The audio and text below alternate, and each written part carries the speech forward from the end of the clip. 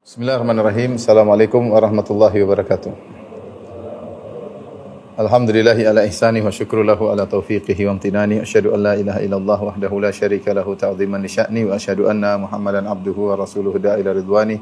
Allahumma salli alaihi wa ala alihi wa ashabihi wa ikhwani. Para dokter, para pemirsa yang dirahmati oleh Allah Subhanahu wa taala.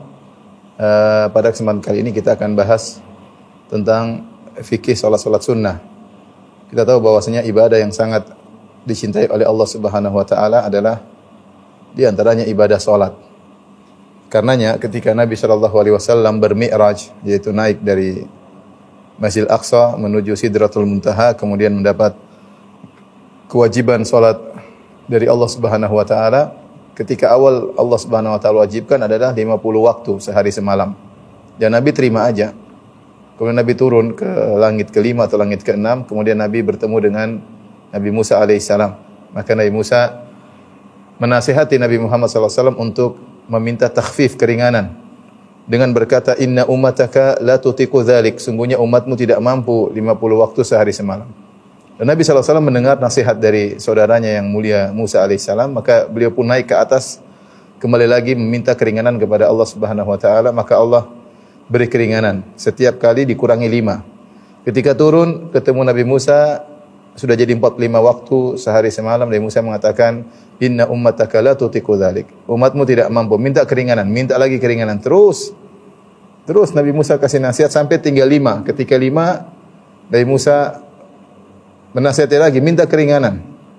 Kata Nabi SAW, aku malu untuk minta keringanan. Akhirnya Allah mengatakan atau ada suara mengatakan hiya khams wa hiya khamsun. Dia 5 waktu tetapi pahalanya seperti 50 waktu. Yang menjadi perhatian kita di sini, Allah mencintai ibadah salat sampai ingin mewajibkan bagi hamba-hambanya untuk salat 50 waktu sehari semalam, menunjukkan kecintaan Allah terhadap ibadah salat, ya. Namun alhamdulillah Nabi Muhammad SAW ketemu dengan Nabi Musa. Kalau tidak ketemu Nabi Musa mungkin repot kita, ya. Karena 5 saja sekarang, sebagian kita merasa sulit 5 waktu sehari semalam, bertabrakan dengan pekerjaan, dengan keperluan. Alhamdulillah, ibadah 5 waktu sehari semalam sangat pas bagi kita sebagai hamba-hamba Allah Subhanahu wa taala. Karena di antara waktu satu dan waktu yang berikutnya, terkadang kita lalai dengan kesibukan dunia, dengan banyak yang kita lihat, banyak yang kita dengar. Kita butuh penyegaran, refresh setiap waktu-waktu tersebut untuk ingat kembali kepada akhirat dan ingat kepada Allah Subhanahu wa taala. Jadi intinya ibadah salat ibadah yang sangat dicintai sehingga Allah ingin ibadah tersebut banyak dalam sehari semalam. Oleh karenanya ada alternatif selain salat 5 waktu, ada namanya salat-salat sunnah. Kemudian di antara keutamaan perbanyak salat, Nabi sallallahu alaihi wasallam mengatakan, innaka lan tasjud sajdatan lillah illa rafa'akallahu biha darajah wa hatta anka biha khati'ah. Sungguhnya kau tidak sujud sekali saja karena Allah Subhanahu wa taala kecuali Allah akan mengangkat derajatmu dan Allah akan menghilangkan dosa-dosamu.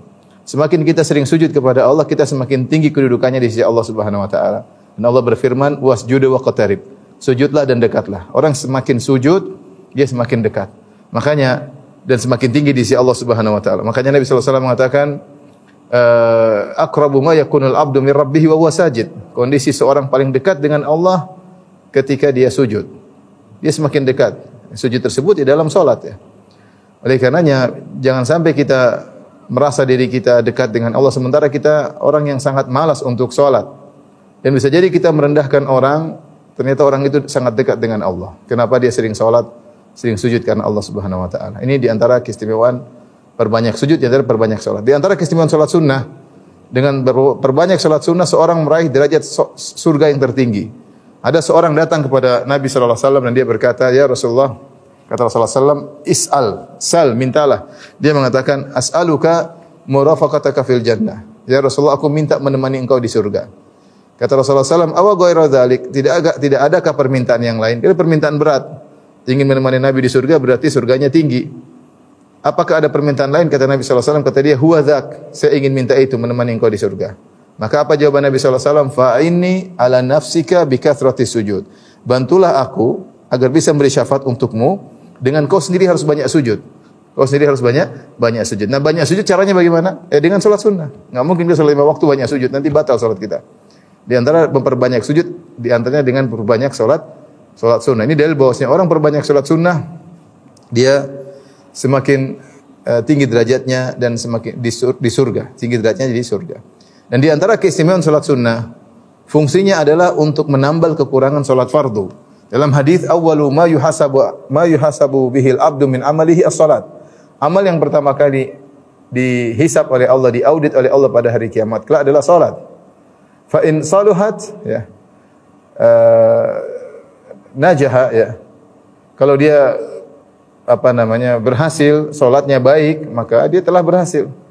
Tapi kalau salatnya rusak, khaba wa khasir, maka dia telah merugi. Ya. Maka ketika diperiksa salat fardunya terjadi kekurangan, maka Allah berkata kepada para malaikat, "Unzuru hali abdi min tatawwu'in." Lihat kepada hambaku itu, apakah dia punya salat sunnah? Dan Allah tahu jawabannya. Kalau dia punya salat sunnah, maka digunakan untuk menambal kekurangan salat fardunya. Ya. Akan digunakan untuk menambal salat fardunya. Dan siapa di antara kita yang pede bahwasanya salat fardu kita sempurna? Kita salat fardu kita banyak kekurangannya. Sampai-sampai Nabi SAW bersabda, "Innal abda la yansarifu min salatihi wa ma kutiba lahu illa," ya, seorang hamba selesai dari salatnya tidak dicatat baginya illa nusfuha, kecuali hanya setengah pahala salatnya, au thuluthuha, atau sepertiga, atau seperempat, atau seperlima, atau seperenam, sepertujuh, sampai sepersepuluh. Menunjukkan ibadah salat kita ini bisa jadi tidak sempurna. Nah, ada cara agar menambal salat tersebut sehingga pahalanya menjadi sempurna dengan perbanyak salat sunnah, karena fungsi salat sunnah diantaranya menambal kekurangan salat fardu. Dari sini, ikhwan dan akhwat, para pemirsa yang dirahmati Allah Subhanahu wa taala, sungguh bahagia orang yang hobi salat. Sungguh bahagia orang yang hobi salat. Kata Nabi sallallahu alaihi wasallam, "Ju'ilat qurratu aini fi salat." Allah menjadikan kebahagiaanku pada salat. Dia menikmati salat. Bukan suatu beban yang ingin dia lepaskan, tapi dia nikmati salat tersebut. Bahkan Nabi SAW menjadikan salat sebagai tempat peristirahatannya. Kata Nabi SAW, "Ya Bilal, arih Nabi salat." Wahai Bilal, istirahatkanlah kami dengan salat. Bukan berikan beban kepada kami dengan salat, tidak. Bagi Nabi salat bukanlah beban, tapi suatu kondisi untuk menyegarkan dirinya, mengistirahatkan dirinya. Seorang berusaha sampai dia salat dan dia cintai ibadah salat tersebut. Sedikit demi sedikit sehingga dia rindu untuk salat. Lihatlah bagaimana para salaf dahulu, kalau kita baca bagaimana ibadah mereka. Imam Ahmad rahimahullah disebutkan dalam biografi beliau, jika beliau sehat, beliau salat 300 rakaat per hari. 300 rakaat per hari. Kalau beliau sakit, beliau salat 100 rakaat per hari. Kita kalau sehat berapa? Kalau sakit berapa? Imam Ahmad. Lihatlah bagaimana diriwayatkan Imam Abu Hanifah rahimahullah. Dia khatam Quran dalam 1 rakaat. Menikmati salat tersebut. Lihatlah bagaimana Abbad bin Bishr radhiyallahu taala anhu, sahabat yang mulia, yang ketika sedang salat malam dalam penjagaan pasukan, kemudian dia terkena anak panah. Kemudian dilanjutkan salatnya, terkena anak panah yang kedua, dia lanjutkan salatnya, terkena anak panah ketiga, baru kemudian dia selesaikan. Dia tetap berdiri, tidak bergerak-gerak. Ketika terkena panah yang ketiga, baru kemudian dia rukuk dan dia selesaikan salatnya. Ketika Ammar bin Yasir terjaga melihat badannya berlumuran darah, dia bertanya, "Kenapa kau tidak hentikan salatmu?" Dia bilang, "Saya sedang baca surat Al-Kahfi dan saya tidak ingin berhentikan di tengah jalan." Lihat bagaimana mereka bernikmat-nikmat dalam salat. Lihatlah bagaimana Abdullah bin Zubair rahimahullahu taala radhiyallahu taala anhu, disebutkan kalau beliau sudah salat habis maghrib, beliau salat sunnah, beliau tidak angkat kepala beliau kecuali adzan Isya. Kecuali adzan Isya, tenggelam dalam kenikmatan sujud di hadapan Allah Subhanahu wa taala. Oleh karenanya seorang berusaha belajar untuk mencintai ibadah salat. Jangan salat cepat-cepat. Salat santai, nikmati salat tersebut. Kita berbisik-bisik dengan Allah. Kita di bumi berbisik-bisik dengan zat yang berada di atas arsy-Nya, di atas langit yang 7. Allah Maha mendengar. Dan Allah berfirman, "Wasta'inu bis-sabri was-salat." Jadikanlah salat dan sabar sebagai penolong kehidupanmu. Banyak masalah yang kita hadapi, banyak problematika. Terkadang kita larikan pada hal-hal yang tidak bermanfaat. Curhat sana, curhat di medsos, curhat di Facebook, ya. Curhat pada teman-teman. Sampaikan kepada Allah Subhanahu wa taala. Ini di antara pentingnya kita mengenal salat sunnah agar kita terbiasa banyak sujud kepada Allah Subhanahu wa taala. Jangan terlalu banyak teori tapi enggak pernah sujud kepada Allah Subhanahu wa taala. Kita ingin ilmu yang kita pelajari berbuah amal. Di antara bentuk amal yang merupakan aplikasi daripada ilmu adalah salat. Taib, kita akan bahas tentang salat sunnah. Salat sunnah banyak ya. Ada salat sunnah yang harian kita lakukan seperti salat rawatib yang menyertai salat 5 waktu, ada salat duha, ada salat malam ya, ada salat witir ya. Ada salat-salat yang disebut dengan salawat dzawatul asbab, salat-salat ada sebabnya. Seperti salat istikharah, salat tahiyatul masjid, salat sunnah wudu, salat gerhana, salat istisqa ya. Dan lain halnya, salat-salat yang lain. Kita mulai salat-salat sunnah pada kesempatan kali ini. Pembahasan cukup panjang adalah tentang salat-salat sunnah rawatib. Ini keseharian yang sering kita lakukan ya. Hukum-hukum terkait salat-salat sunnah rawatib.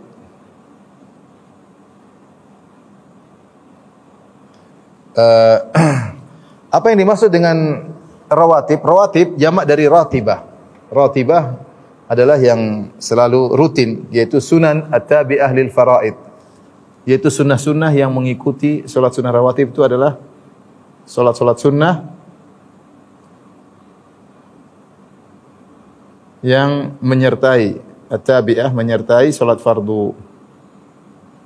Salat fardu.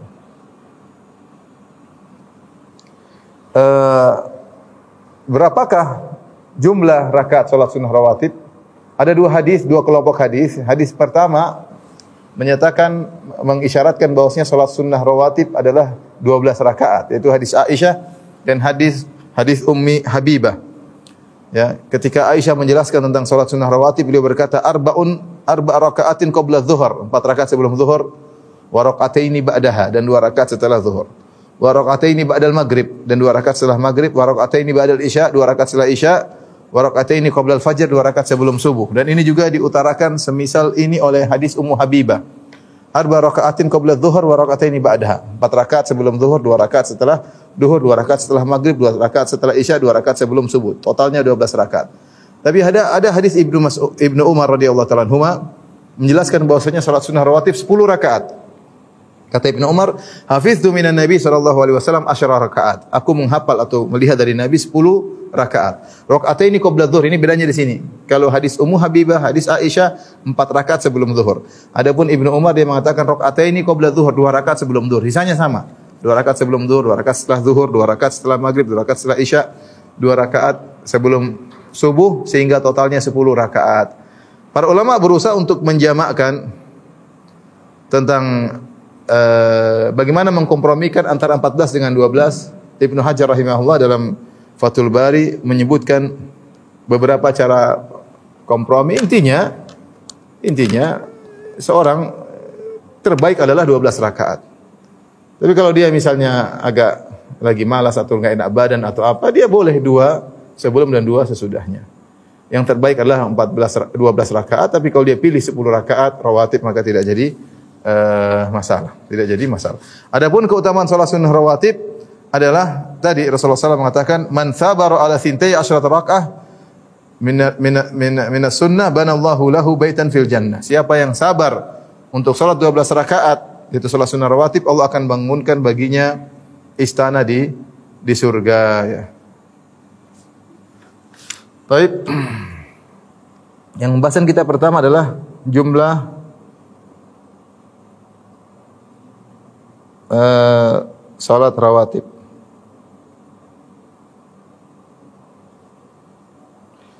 Kita bikin bagan ya.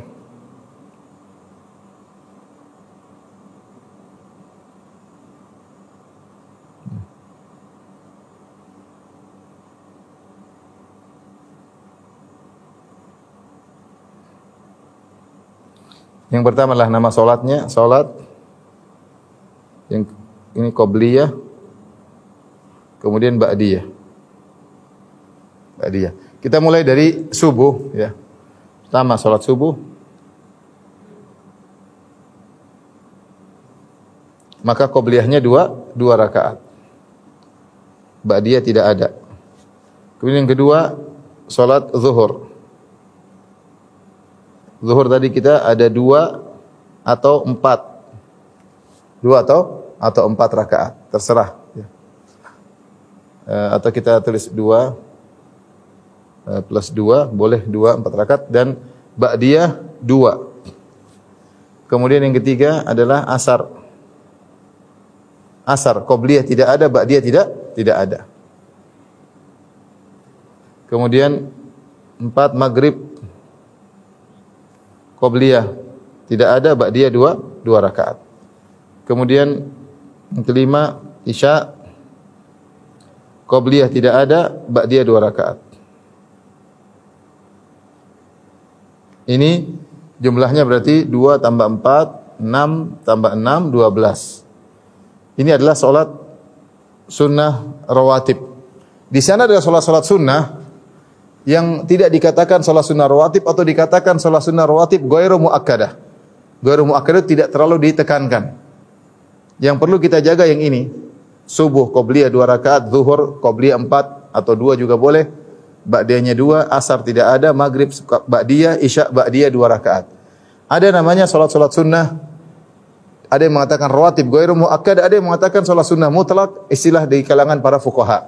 Di antaranya saya kasih tambahan ya, yaitu zuhur ditambah 2 rakaat.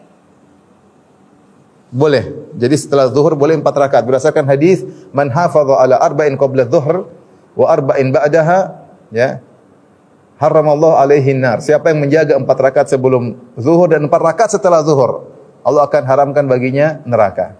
Ini menunjukkan bahwasanya kita boleh 4 rakaat setelah zuhur, tapi yang rawatibnya 2 rakaat. Kita mau tambah 2 lagi boleh, tapi tidak rawatib. Artinya boleh lakukan, boleh juga tidak.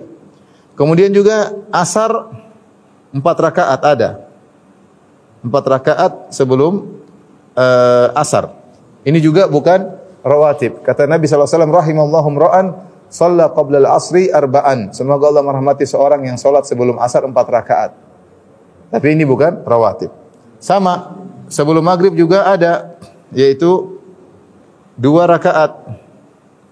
Kata Nabi SAW, sallu qabla al-maghrib, sallu qabla al-maghrib, sallu qabla al-maghrib liman sya'a. Salatlah 2 rakaat, salatlah sebelum maghrib, salatlah sebelum maghrib bagi yang menghendaki. Sama, sebelum isya, qobliyah, kita juga boleh salat 2 rakaat. Ya, tapi ini juga bukan salat rawatib. Kata Nabi SAW, bainal adhanaini rak'atan. Di antara adzan dan iqamat silakan salat 2 rakaat. Nah, kita kasih keterangan.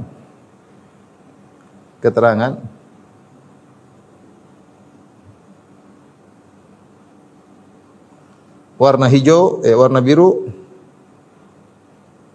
biru rawatib. Kemudian yang warna merah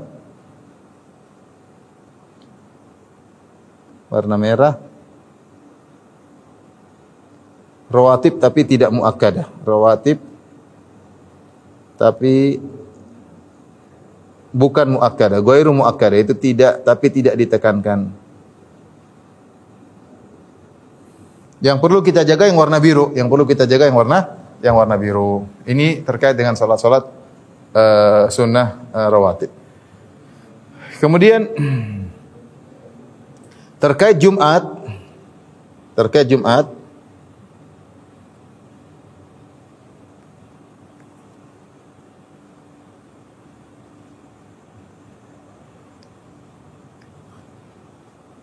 maka Jumat para ulama sepakat ba'diyahnya 2 atau 4 ya, boleh.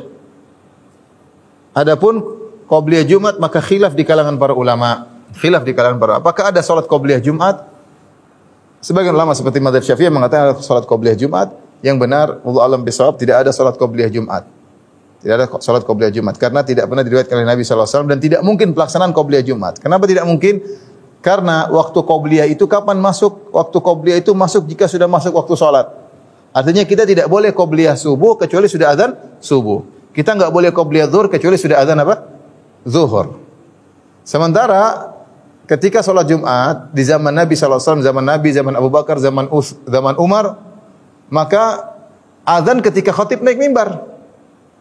Khatib datang, Assalamualaikum warahmatullahi wabarakatuh, baru dikumandangkan apa?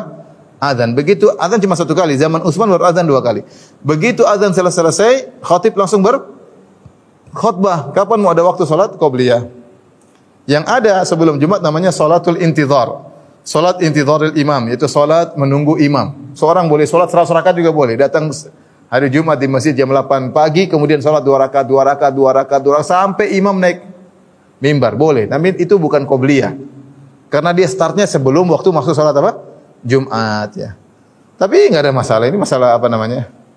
Masalah khilafiyah. Namun yang benar bahwasanya disunahkan bagi kita untuk salat intizarul imam. Datang ke masjid salat, mau 10 rakaat, 20 rakaat, dan kita boleh salat meskipun waktu terlarang sampai imam naik mimbar.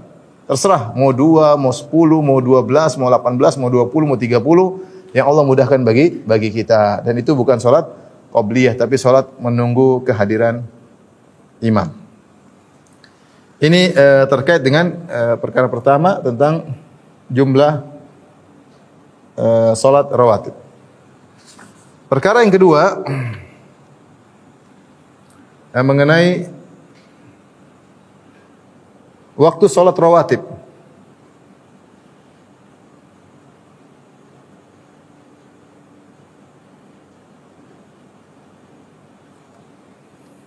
Ibnu Qudamah rahimahullah telah menjelaskan bahwasanya kita ada dua, ada qabliyah, ada ba'diyah. Ada qabliyah, ada ba'diyah. Qabliyah awal waktunya adalah awal waktu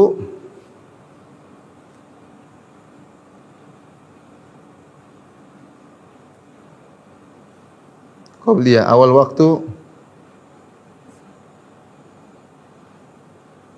atau awal masuk waktu salat atau azan. Azan atau masuk waktu. Saya ingatkan tadi kita enggak boleh salat qabliyah subuh kecuali setelah azan subuh. Kalau kita salat qabliyah sebelum subuh itu bukan pada waktunya, karena sebelum subuh itu waktunya salat malam dan salat witir. Enggak boleh saya salat qabliyah dulu baru saya ke masjid belum azan. Enggak boleh. Salat qabliyahnya tidak dianggap karena Ibnu Qudamah mengatakan salat qabliyah itu menyertai salat fardu dan salat fardu itu baru masuk waktunya ketika azan. Nah, setelah azan Anda baru boleh salat qabliyah, mau salat qabliyah zuhur atau salat qabliyah maghrib ya seperti tadi, tapi bukan rawatib, atau salat qabliyah subuh, maka harus masuk waktu. Akhirnya kapan? Akhir qabliyah ketika dilaksanakan salat. Jika dilaksanakan salat.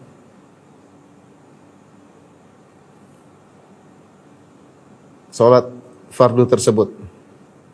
Artinya apa? Kapan berakhir waktu qabliyah salat zuhur? Startnya ketika azan zuhur, waktu berakhirnya ketika salat zuhur dilaksanakan. Sudah, kalau salat zuhur dilaksanakan berarti habis waktu qabliyah. Adapun ba'diyah akhirnya, oh ini tadi apa namanya? Salah ya. Awal, akhir adalah dilaksanakannya salat fardu yang bersangkutan, fardu yang terkait. Baik, adapun ba'diyah, kapan awal waktu ba'diyah adalah setelah salat fardu terkait. Kapan kita boleh melaksanakan salat ba'diyah zuhur? Setelah salat zuhur baru kita salat ba'diyah. Kapan akhir waktu? Akhir waktu ketika azan waktu salat berikutnya.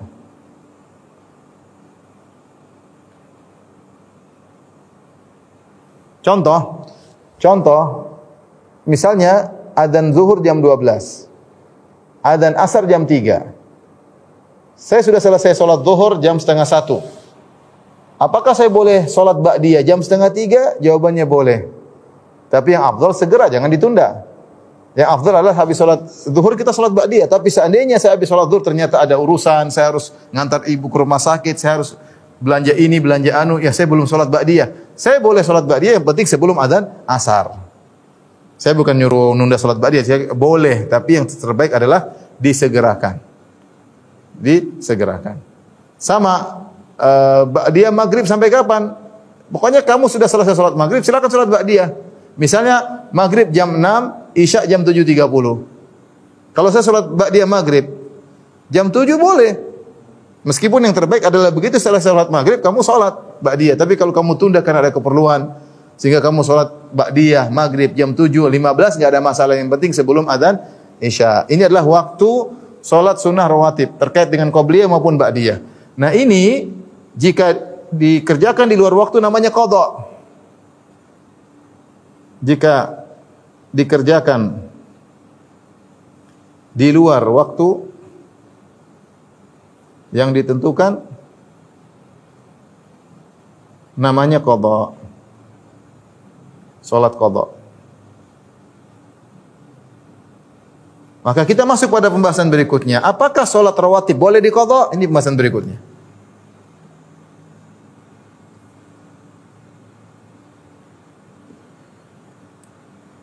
Ada khilaf di kalangan para ulama tentang bolehkah mengqadha salat qabliyah. Yang benar, pendapat yang lebih kuat, boleh mengqadha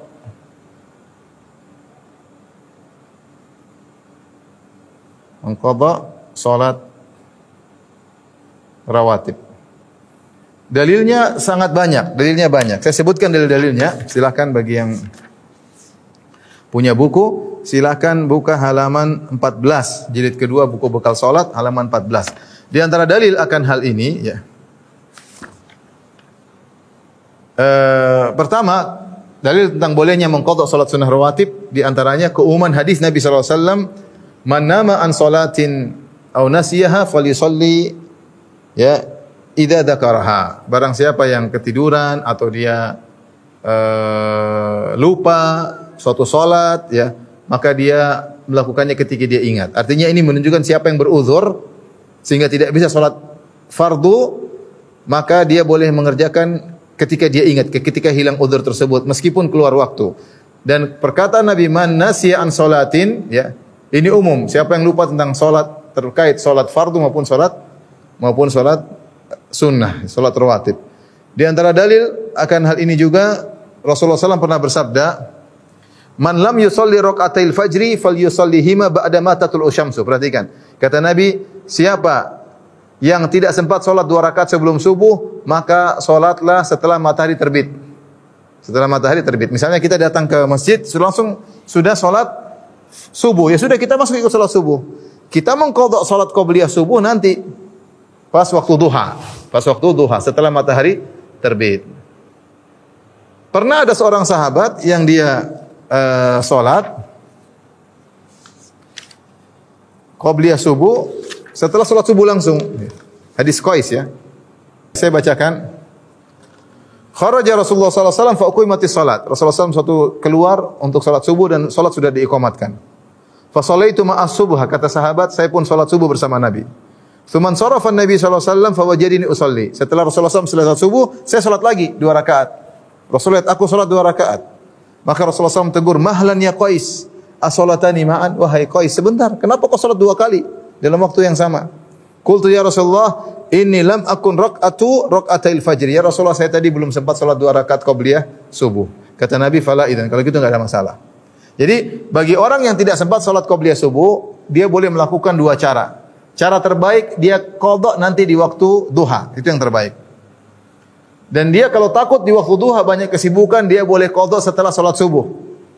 Tapi yang dianjurkan oleh Nabi adalah setelah terbit matahari. Dan Nabi sendiri pernah dalam suatu safar, Rasulullah SAW ketiduran, dan Rasulullah SAW salat setelah matahari terbit.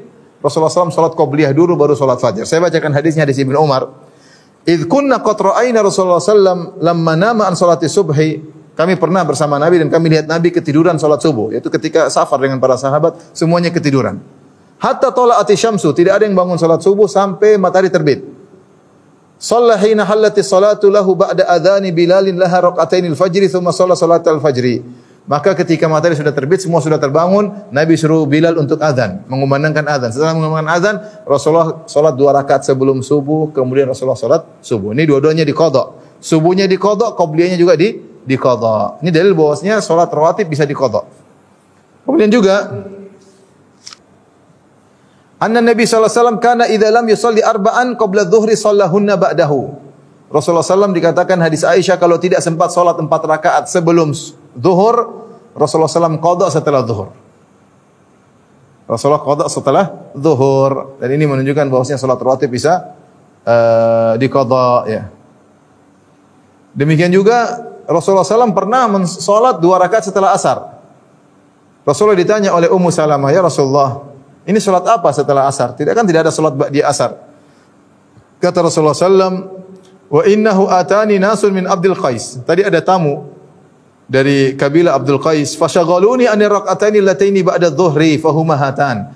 Tamu-tamu ini membuat saya tidak sempat salat ba'diyah zuhur, maka saya kerjakan setelah asar. Inilah 2 rakaat yang saya kerjakan setelah asar adalah qadha dari salat ba'diyah zuhur. Ini semua dalil menunjukkan bahwasanya salat rawatib bisa diqadha. Salat rawatib bisa diqadha. Baik. Di mana tempat pelaksanaan?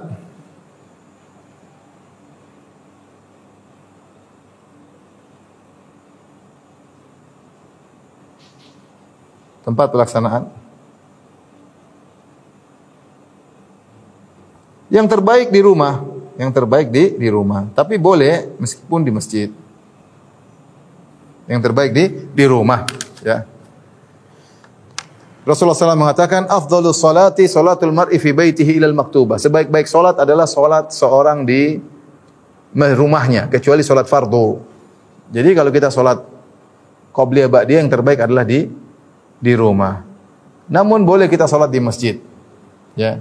Kata Ibnu Umar ketika menjelaskan tentang salat rawatib Nabi sallallahu alaihi wasallam, dia mengatakan, adapun sebagian salat fa fi baitihi.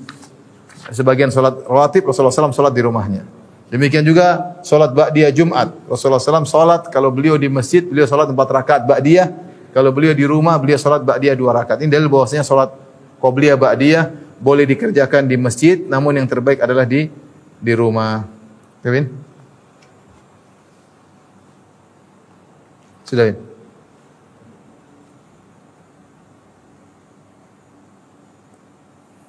Baik, hukum-hukum yang selanjutnya, hukum-hukum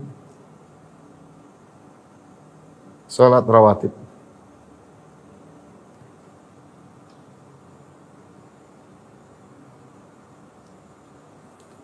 Yang keempat,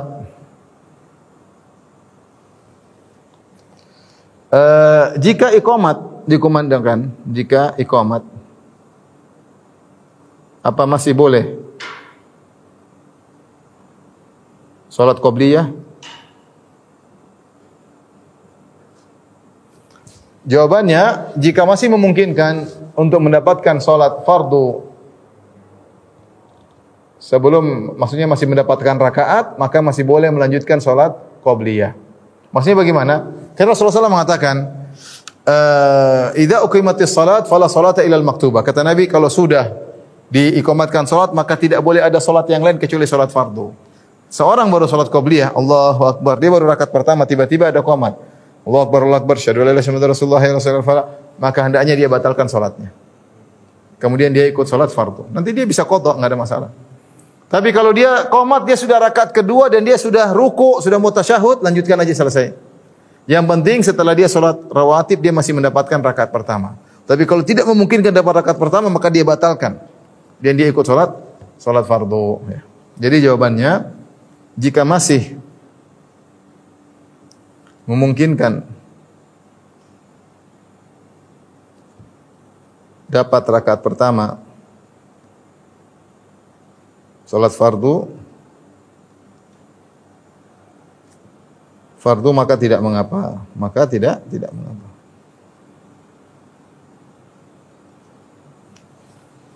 Tapi kalau tidak mungkin, maka batalkan salat qabliyahnya, kemudian langsung salat fardu. Masalah berikutnya, masalah kelima, Salat rawatib ketika safar? Bolehkah? Atau hukum salat rawatib ketika safar?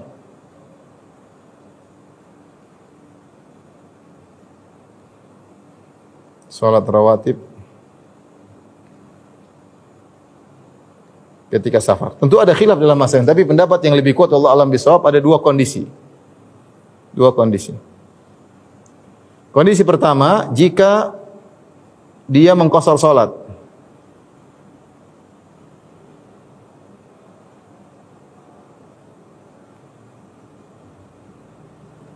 Maka tidak perlu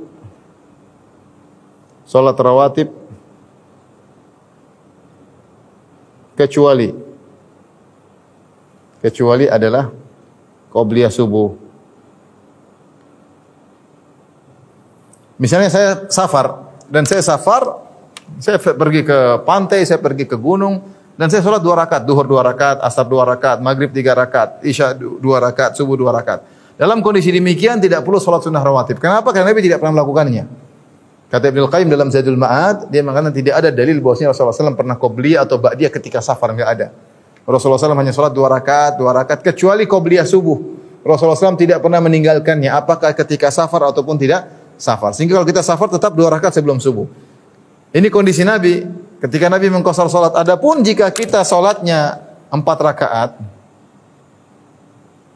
jika kita salatnya seperti yaitu tanpa diqashar. Kok bisa tanpa diqashar? Karena kita jadi makmum.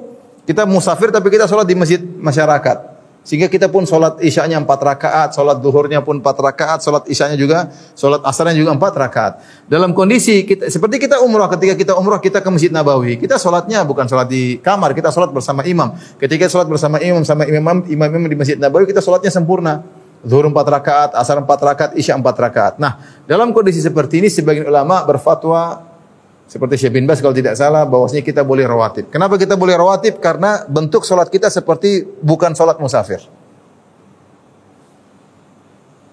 Ini boleh rawatib.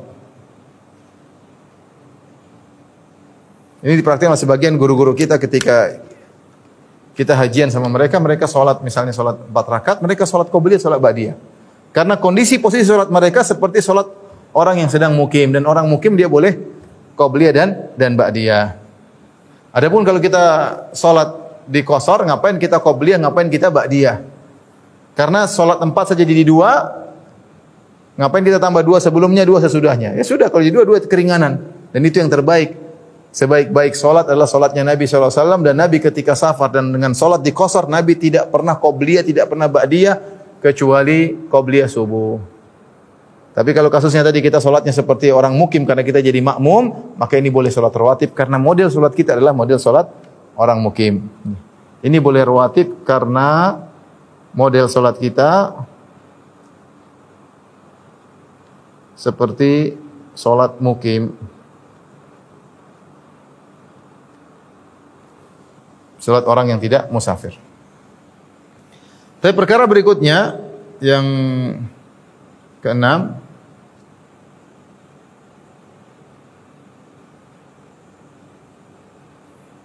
cara rawatib jika salat di jamak. Cara salat rawatib jika menjamak salat.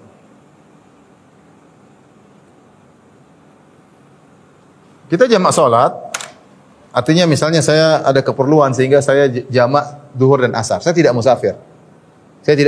Tapi saya ada hujan misalnya, atau ada ketakutan, boleh kita menjamak. Atau angin yang kencang, kita boleh menjamak.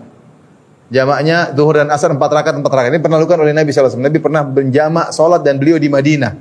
Bukan karena min ghairi khaufin wala matarin. Bukan karena rasa takut, bukan karena hujan, tetapi untuk meringankan umatnya.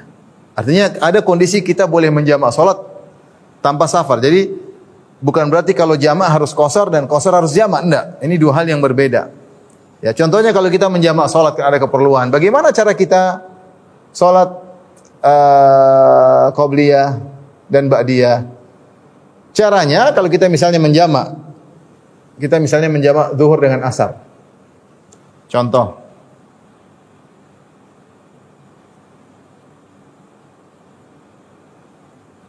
menjamak zuhur dan asar.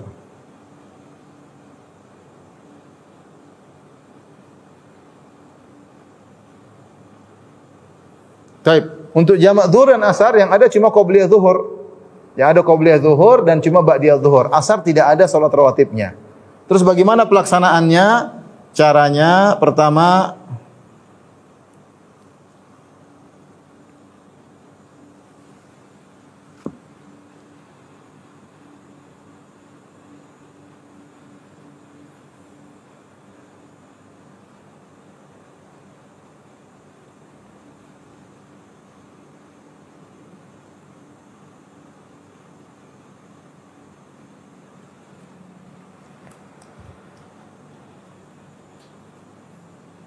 bagaimana cara menjamak zuhur dan asar?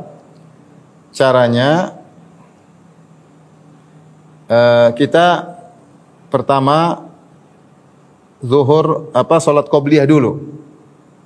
Qabliyah zuhur. Kemudian salat zuhur 4 rakaat. Kemudian 3 asar 4 rakaat, baru kemudian ba'diyah zuhur. Jadi kata Imam Nawawi rahimahullah bahwasanya kalau kita menjamak salat tidak boleh kita kerjakan rawatib di antara salat tersebut, entah sebelum atau sesudahnya. Kalau kita perhatikan asar dan zuhur ada qabliyah ada ba'diyah, asar tidak ada qabliyah tidak ada ba'diyah. Terus bagaimana caranya? Ya kita qabliyah dulu, baru kemudian kita salat zuhur 4 rakaat.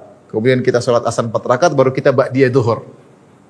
Nah, bagaimana kalau menjamak maghrib dengan isya?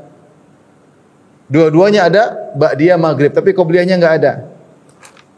Kalau menjamak maghrib dengan isya mudah, langsung sholat maghrib, langsung sholat isya, langsung ba'diyah maghrib, ba'diyah isya. Caranya demikian. Kalau maghrib dengan isya, maghrib 3 rakaat, isya 4 rakaat, kemudian ba'diyah maghrib 2 rakaat, ba'diyah isya 2 rakaat. Itu cara untuk salat rawatib jika menjamak salat. Ini menjamak maghrib dan isya. Caranya nomor 1 maghrib dulu, kemudian 2 isya, kemudian 3 qabliyah maghrib, baru kemudian 4 qabliyah isya. Enggak sampai ya. Baik. Ini kira-kira hukum-hukum yang terkait dengan salat sunnah rawatib.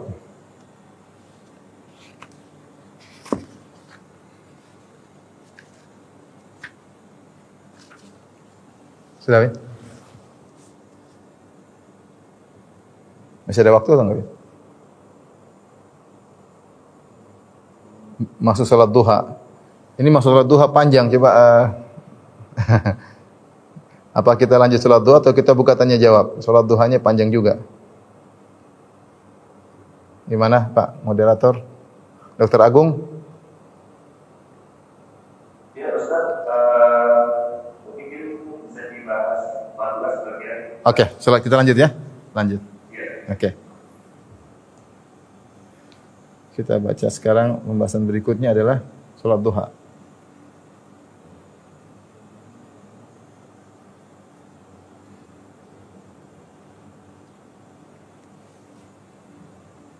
Hukum-hukum yang terkait dengan salat duha. Yang pertama,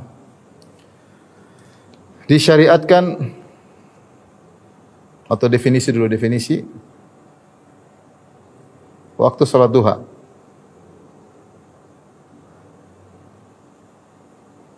Waktu salat duha awal adalah kurang lebih 1/4 jam setelah sunrise, terbit matahari. Akhir adalah kurang lebih ya sekitar 7 menit sebelum azan zuhur. Yaitu waktu terlarang. Nah, ini adalah awal salat duha. Kita kapan boleh waktu salat duha? Pokoknya misalnya sunrise, matahari terbit jam 6, berarti jam 6:15 kita baru mulai salat duha. Kapan akhirnya? Yang penting 7 menit atau 10 menit sebelum azan zuhur kita masih boleh salat duha. Misalnya azan zuhur jam 12. Setengah 12 kita masih boleh salat duha. Tapi waktu yang terbaik, berarti kan? Waktu yang terbaik hina tarmidul fisal. Ketika anak onta kepanasan. Ketika dia menderum, kemudian karena matahari kencang, mulailah pasir-pasir itu membuat dia kepanasan sehingga dia mulai bergoyang-goyang. Waktu yang terbaik itu kira-kira kata Syekh bin Baz rahimahullahu taala kurang lebih jam 10.30 AM, kira-kira pagi 10.30 jam 11 ini waktu yang terbaik untuk salat duha. Salatul awwabin hina tarmidul fisal, salatnya awwabin orang yang sering kembali salat duha ketika anak unta kepanasan. Kemudian masalah kedua, apakah salat duha dianjurkan setiap hari?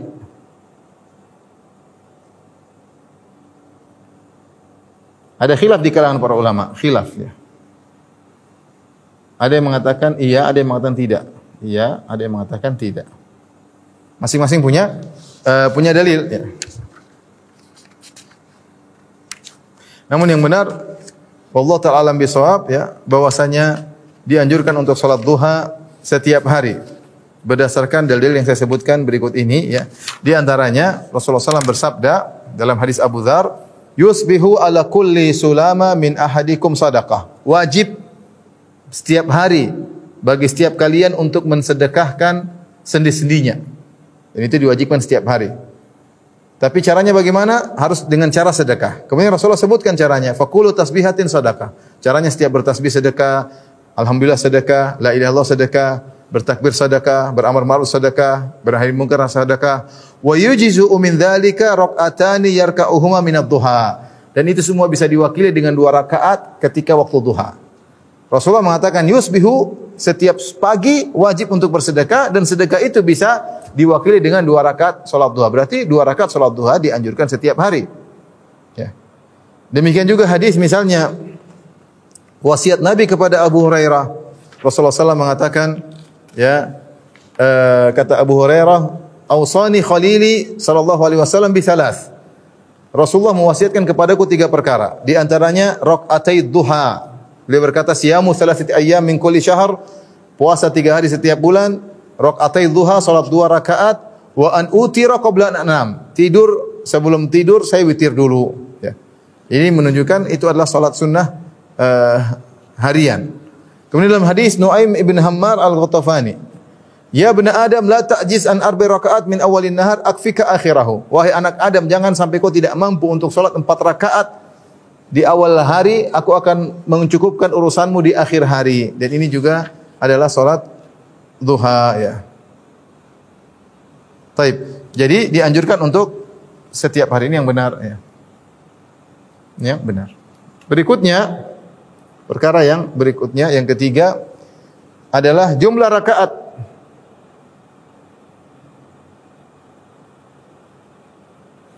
Minimal 2 rakaat. Adapun maksimal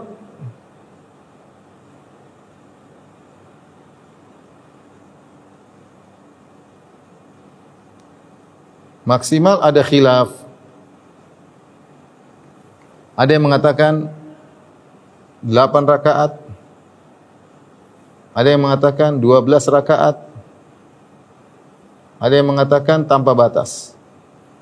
Dan ini pendapat yang lebih benar. Tanpa batas. Ya. Adapun dalil yang menyatakan Rasul paling maksimal ada 8 rakaat, ini pendapat Syafi'i dan Hanabilah. Karena dalam hadis Ummu Hani ya, bahwasanya dia melihat Nabi SAW salat, thumma shalla 8 rakaat subhatat duha. Rasulullah SAW salat 8 rakaat. Ya. Berarti paling maksimal 8 rakaat. Pendapat yang lain seperti pendapat Hanafiyah maksimal 12 rakaat. Kenapa? Dalam suatu hadis dari Anas bin Malik radhiyallahu anhu, dia pernah mendengar Rasulullah SAW bersabda, "Man shalat duha thintai asyrata raka'ah." Siapa yang salat duha 12 rakaat, banallahu lahu qasran min dhahabin fil jannah. Maka Allah akan bangunkan baginya istana di surga. Tapi hadis ini dhaifkan oleh Syekh Albani rahimahullahu taala. Pendapat yang lebih tepat bahwasanya tidak ada batasannya. Apa dalilnya? Ya, berdasarkan hadis Aisyah radhiyallahu taala anha ketika ditanya, "Kam kana Rasulullah sallallahu alaihi wasallam yusalli duha?" Berapa rakaat Rasulullah SAW salat duha? Kata Aisyah, 4 rakaat. Rasulullah SAW salat duha 4 rakaat, wa yazidu ma syaa Allah azza wa jalla. Kemudian Rasulullah tambah, terserah Allah. Terserah yang Allah kehendaki. Artinya tidak ada batasan jumlah tertentu, ya. Tapi silakan 2 rakaat. Yang penting salat duha 2 boleh, 4 boleh, tetapi tidak ada batasan waktu tertentu. Kemudian bolehkah salat duha berjamaah? Hukum salat duha berjamaah. Maka yang benar adalah boleh sesekali, karena Rasulullah SAW pernah melakukannya. Dari hadis Idban bin Malik radhiyallahu ta'ala anhu, anna Rasulullah SAW shalla fi baitihi subhata duha faqamu wara'ahu fasallau bi salatihi. Rasulullah SAW pernah salat duha di rumahnya, di rumah Idban bin Malik, salat duha, maka para sahabat bermakmum di belakang Nabi SAW. Ini dijadikan dalil oleh Imam Syafi'i bahwasanya salat duha dilaksanakan berjamaah boleh sesekali, tapi bukan rutinitas. Ya, boleh namun sesekali. Taib. Berikutnya kita bahas tentang salat isyraq karena kaitannya dengan salat duha. Salat syuruk.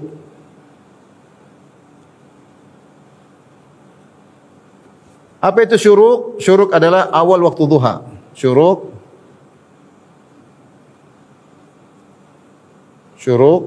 adalah awal waktu duha. Kapan tadi kita sebutkan? Yaitu kira-kira 1/4 jam setelah sunrise.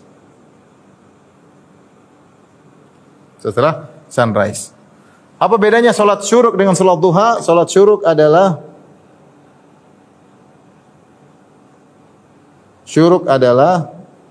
salat duha yang spesifik. Dia bagian dari salat duha, tapi dia salat duha yang spesifik. Spesifiknya apa? Yaitu diawali dengan salat subuh berjamaah di masjid.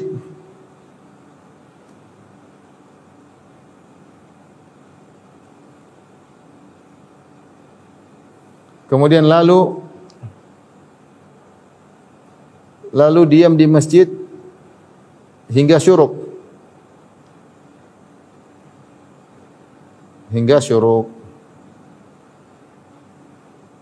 Lalu salat duha. Kemudian yang ketiga, lalu salat duha.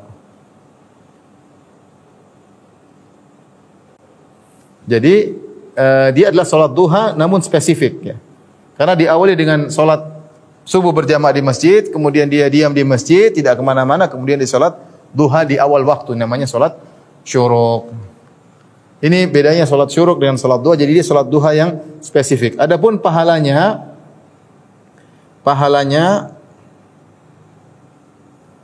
adalah seperti pahala haji. Pahala haji atau umroh yang sempurna. Namun permasalahan ini semua ada khilaf di kalangan para ulama. Ini khilaf di kalangan para ulama. Tentang keabsahan salat syuruk. Ya, karena hadis tentang salat syuruk memang datang dalam beberapa hadis dari banyak sahabat, ya. Saya jelaskan di sini, ya. Di antaranya dari hadis dari Anas bin Malik radhiyallahu anhu. Kemudian hadis Abu Umamah Al-Bahili. Hadis Utbah bin Abad, hadis Aisyah dan hadis Ibnu Umar. 5 sahabat meriwayatkan tentang salat syuruk. Tetapi semua sanad 5 sahabat ini, ya, ada Anas, ada Abu Umamah Al-Bahili, ada Utbah bin Abad, ada Aisyah, ada Ibnu Umar. 5 sahabat ini meriwayatkan hadis dari Nabi SAW tentang salat syuruk. Tetapi 5 sahabat ini semuanya datang dalam perawinya dhaif semuanya. Dan perawinya dhaif jiddan, yaitu semuanya dhaifnya parah. Sehingga khilaf di kalangan para ulama, apakah sanad yang 5 ini yang semua rata-rata dhaif jiddan, sangat lemah, bisa saling menguatkan menjadi derajat hadis hasan li ghairihi, maka ini tempat ijtihad di kalangan para ulama. Tempat ijtihad di kalangan para ulama. Sebagian ulama seperti Syekh bin Baz, Syekh Utsaimin, Syekh Albani rahimahumullah jami'an, mereka mengatakan iya hadis ini naik menjadi hadis hasan li ghairihi. Dengan begitu mereka mengatakan disyariatkan salat syuruk dan pahalanya adalah seperti haji sempurna atau umrah sempurna. Sebagian ulama yang lain mengatakan tidak, hadis-hadis ini sangat lemah sehingga tidak bisa saling menguatkan. Kalau hadisnya tidak begitu lemah, datang satu jalan tidak begitu lemah, satu jalan tidak lemah, maka saling menguatkan naik menjadi hadis yang hasan li ghairihi. Jadi hadis hasan karena saling menguatkan. Tapi karena hadisnya sangat lemah, tidak bisa saling menguatkan, maka hukumnya hadis yang lemah. Sehingga mereka mengatakan hadis-hadis yang datang dalam salat syuruk semuanya dhaif, maka tidak diamalkan. Maka tidak diamalkan. Ini pendapat sebagian ulama. Ya. Wallahu a'lam bishawab, ya. Saya lebih condong bahwasanya hadis-hadisnya lemah, tidak saling menguatkan. Tetapi barang siapa yang mengamalkan silakan. Karena kalau kita perhatikan 3 amalan tersebut, salat subuh berjamaah disyariatkan. Duduk sampai syuruk, sampai matahari terbit juga disyariatkan berdasarkan hadis Jabir bin Samurah. Saya bacakan. Ketika Simak bin Harb bertanya kepada Jabir bin Samurah, "Akunta tujalisu Rasulullah sallallahu alaihi wasallam? Apakah kau sering bermajlis dengan Nabi?" Qala, "Na'am katsiran." Kata Jabir bin Samurah radhiyallahu anhu, "Saya sering duduk sama Nabi sallallahu alaihi wasallam. Kana la yaqumu min musallahu alladhi yusalli fihi subha." Rasulullah SAW kalau sudah salat subuh, dia tidak beranjak dari tempat dia salat subuh. Hatta tatlu asyams, sampai matahari terbit. Fa idza tala'at asy-syams qama. Ketika sudah terbit matahari, beliau pun pergi. Wa kanu yatahaddatsuna fayakhuduna fi amril jahiliyah fayathakun wa yatabassam. Sementara para sahabat ngobrol di masjid dan mereka cerita tentang dulu kami jahiliyah kayak seperti mereka tertawa-tertawa mengingat masa jahiliyah mereka. Nabi lihat, Nabi tidak mengingkari, Nabi hanya tersenyum. Jadi amal setelah salat subuh nunggu sampai waktu syuruk itu dikerjakan oleh Nabi sallallahu alaihi wasallam. Dan salat duha juga ada dalilnya banyak. Sehingga barang siapa yang menggabungkan amal ini, dia salat subuh di masjid, dia nongkrong sampai terbit matahari, itu semuanya sunnah. Dia salat duha juga sunnah. Tetapi jadi masalah pahalanya. Ini sahih atau dhaif, itu jadi masalah. Maka sebagian ulama memandang hadisnya dhaif, sebagian ulama memandang hadisnya hasan. Dan kita tahu di antara para ulama memudah-mudahkan dalam masalah hadis dhaif dalam fadhail a'mal. Mereka mengatakan hadis dhaif dalam fadhail amal boleh disebarkan jika amal tersebut memang sudah disyariatkan. Jika amal tersebut memang sudah disyariatkan. Contohnya salat duha kita tahu disyariatkan. Nah, terkadang datang pahala khusus ini datang dalam sanad yang lemah seperti dalam kisah atau dalam masalah salat syuruk. Intinya ikhwan dan akhwat yang rahmatillah subhanahu yang melaksanakan salat syuruk silakan, adapun pahalanya diperselisihkan para ulama tentang hadisnya. Wallahu taala a'lam bishawab. Demikian apa yang saya sampaikan, kurang lebih saya mohon maaf. Wabillahi taufiq wal hidayah. Assalamualaikum warahmatullahi wabarakatuh.